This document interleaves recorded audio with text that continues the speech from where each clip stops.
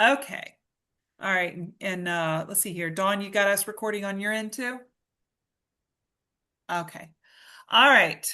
So, welcome back to the amazing marathon, the book launch for Building Bridges of Hope. This is an amazing, this is book number two of our anthology. We did last year, we did book number one, became international best-selling. Dawn is our statistician. She's the one that's keeping track of when we hit number one best-selling in it and in what category. And last year, we've already surpassed the number one best-selling. We got it done in a fraction of the time last year, which what's really amazing is this is Black Friday. And we thought, well, we realized there's so much competing for the attentions of people on Black Friday, with family, with shopping and sports and all that. So for us to become number one best-selling is a huge, huge accomplishment. For considering what we did last year, and we've improved the book this year in that we've got 22 authors contributing. Last year we had 18. We also have added certain sections in the book and more importantly, we've added a huge resource section in the back of the book. And many of our advocates and partners have said that alone makes it way, way, way valuable because anybody who finds themselves in this situation of child custody conflict, that's the first thing that they need is resources, and they don't know where to look. So we're going to interview Carolyn, and as one of our authors. I want you to, Carolyn, thank you so much for taking some time out of your day to come and help be part of this book launch and help us to become number one best-selling My on pleasure. Amazon. And first of all, I wanted to ask you, give me a little bit of background of who you are, so that our viewers can understand who you are, and then we'll talk about a little bit more about your chapter. Sure, sure. Thank you. Thanks for the opportunity to collaborate with so many wonderful and professional hearts that are focused on helping families. I'm a Catholic divorce healing coach, and I'm the founder of Abounding Joy Ministry, which serves men and women who are navigating marital stress, separation, or divorce. And my work really grew out of my own experience as a child of divorce and later walking through a painful 30-year marriage breakdown. And God really transformed that journey into a calling to help other people to find peace and deep spiritual healing. And so, Abounding Joy offers a blend of faith-based coaching and mediation style communication tools and emotional healing resources. And we partner with parishes and dioceses to support individuals and to strengthen families and to provide a compassionate response to the isolation that so many Catholics feel when their marriages struggle or fail.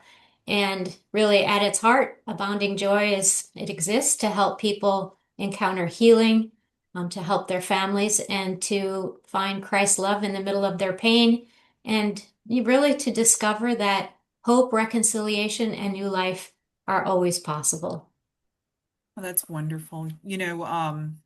I know many of us have struggled who came from a faith community, have struggled to feel sort of alone and isolated, and especially if it's in a high conflict kind of custody situation or separation, there is that experience of the community not necessarily being a safe space for them to turn to for resources. So, Exactly.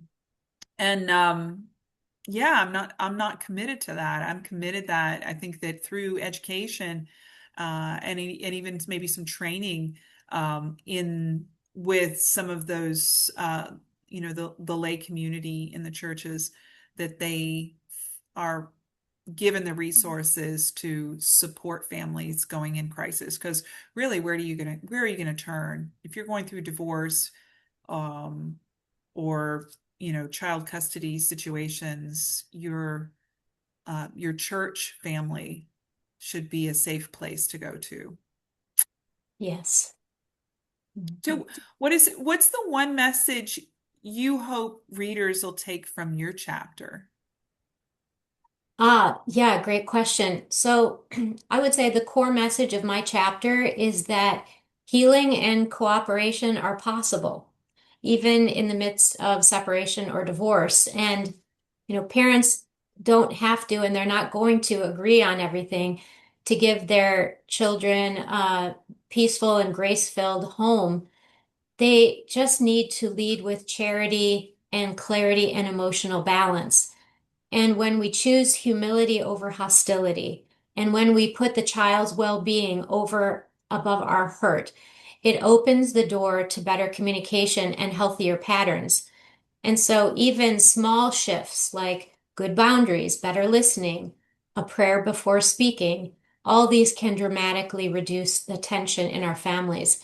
And I want readers to walk away knowing that their choices can break cycles. They can protect your children and can create a legacy of love. And there are so many resources available out there to help with that. Yeah, we had a book, an author, in our first book who worked with her faith community. Do you remember that, Dawn? Oh, I'm gonna forget. She's from the her she is in the Jewish faith, and that was her thing, is to make sure that she From book provided a one. support system. Yeah, supports. I'll tell you, I've got the book right here. Hey, hey. Um, You it's got it. hold on. Oh, Adina Leibowitz. Now, see, I can't even see me there. There you go. Adina uh, Leibowitz. She wrote some amazing stuff. She's also a mediator and a coach that works within her own faith community to provide healing. So they are there, but I'll tell you, it was my experience that it's taken a while for even the mental health community to really be solidly educated on parental alienation and all the underhanded, the kind of the nastiness of child custody conflict, and the ruthlessness of all of that happening. Even the mental health community, um, we found we had to educate them on what to Mhm. look for and what you do about it. Mhm. And especially in the religious, I know for me, I used to teach a Bible study at my church. It was an 8-week study written by Ron Deal, and it was called Smart Step Families. And I found it was an amazing curriculum, but I also found that the church, it was a little like, it was uncomfortable for them to allow, maybe it was just the acknowledgement of divorce.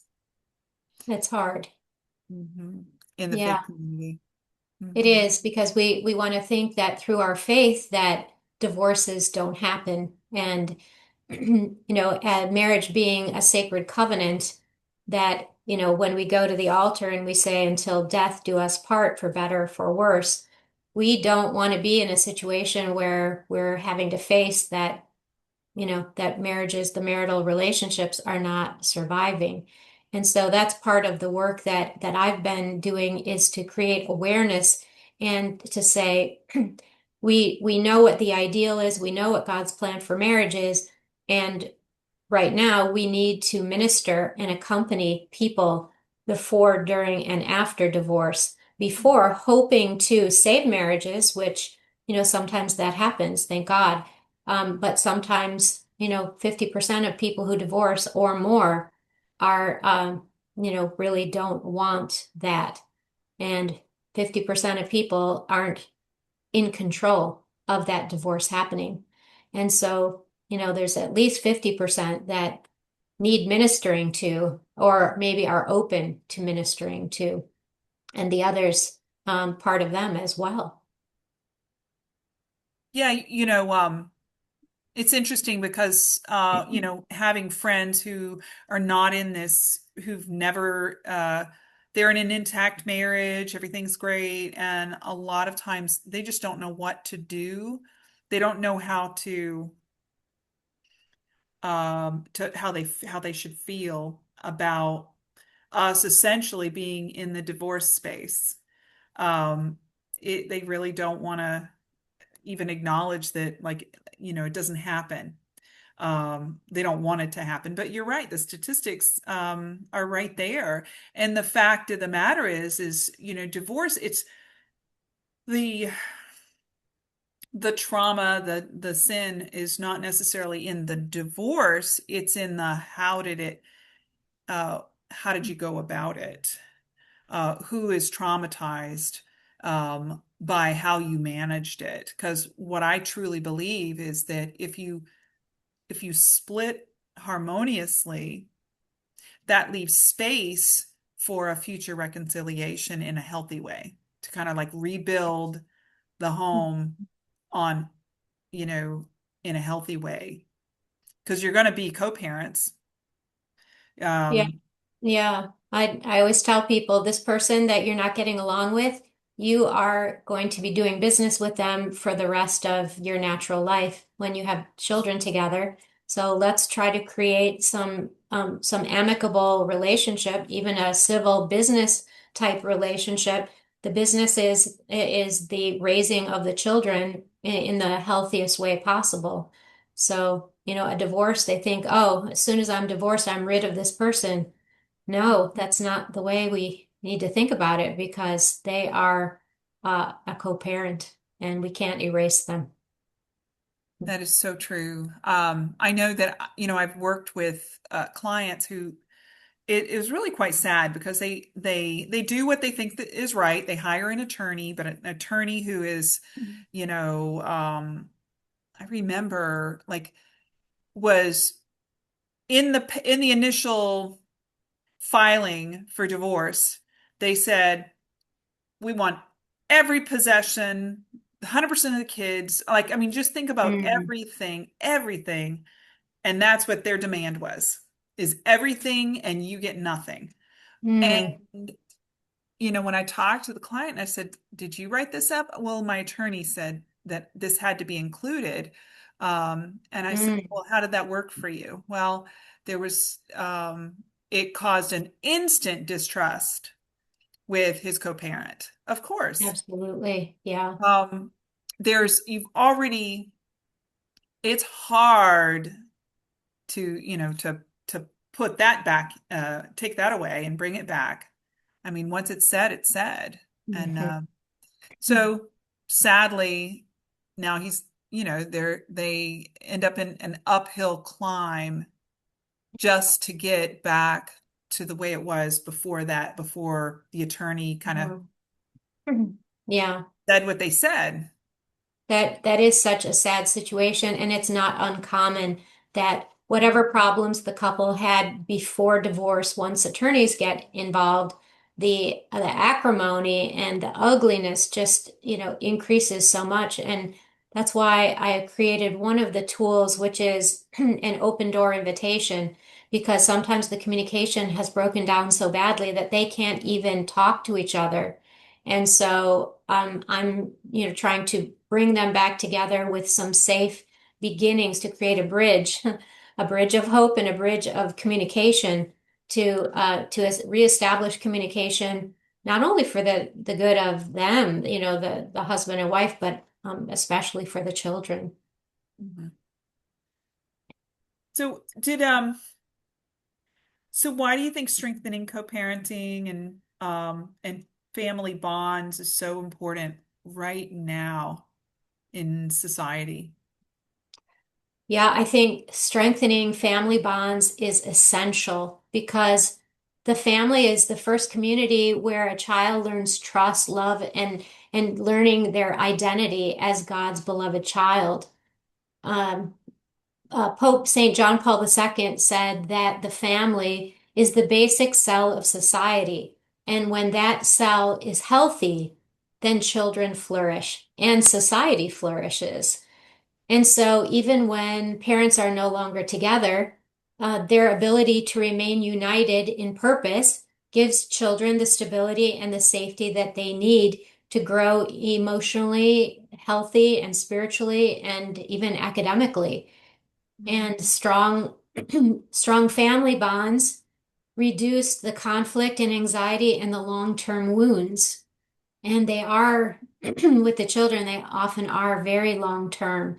And ultimately, when we nurture those relationships, it's an act of stewardship. We are literally shaping the hearts and the futures of the children that God has entrusted to us. And that is a sacred duty. And it's something that I think is worth my time to contribute to. And as all of the co-authors have contributed to, it is really no greater work than this. Absolutely, 100%. So what gives you hope for families who are struggling today? Well, hope is a virtue. It's a theological virtue. It's so important. And two things really gives me hope for families. Um, there's greater awareness and there's more effective tools. So, first of all, I'm seeing so many parents choosing healing over hostility. And I see this every day in my clients. More and more moms and dads are recognizing that they have a part to play and that they're willing to put the work in to grow and to learn to communicate better and to protect their children's peace, even when it's difficult. And it is very difficult. There's no doubt about that. And I also see a growing openness to faith-based support and to coaching and community, which gives families real tools for navigating the conflict and to do so with virtue and emotional maturity. And every day in my ministry, I witness hearts that are softening, co-parenting relationships improving, and therefore children thriving as their parents work together. And secondly, the tools. There's so many more resources out there today. Like this book is going to be a beautiful resource, a very effective resource for families in the work that so many of the co-authors are doing. And with Abounding Joy, there's coaching, there's workshops, support groups, webinars, and content to really help support and heal struggling families. And above all, I have hope because the Holy Spirit is always at work. He's quietly restoring, reconciling, and renewing families in ways that only God can. Awesome. Well, thank you so much for being part of our launch, being part of our book. Um, and yeah, just so grateful for you. Grateful for Thank you, you representing. Danica, Don, and Yeah. John. Thank you all for the important work that you have done in bringing together all of these great co-authors and in living your lives, putting all that effort in to really try to strengthen families. And I just am so grateful for all of you. Thank you so much. Right. We're glad to have you as part of this chapter. I think, or this book, it's important to bring people with the different backgrounds and different experiences because somebody out there needs to hear your voice. And that's what's great about collaborations like this is it's one book, but it's such a resource for anybody reading it. They're going to be able to relate to some or many of the authors that are in this book. And it really brings a lot of that the resources, but a lot of those experiences that someone can really say, hey, that's me. And I Yeah. identify with that. And now I know what to do. Now I have a name. Now I know who to call. And that's what's brilliant about what you're doing. So thank you for joining us. Thank you. Thank you so Yeah. much. And you're truly, an architect of change, helping families, not only Catholic families, but all faiths, from around the world. So your development of what you're doing, for Build a No Life workshop and the tools that you represent and you bring to this book are going to have an impact on so many readers. So we're grateful for your contributions, Carolyn. Thank you. Thank you, Yeah. John. Appreciate you. Okay, I'm gonna pause the recording.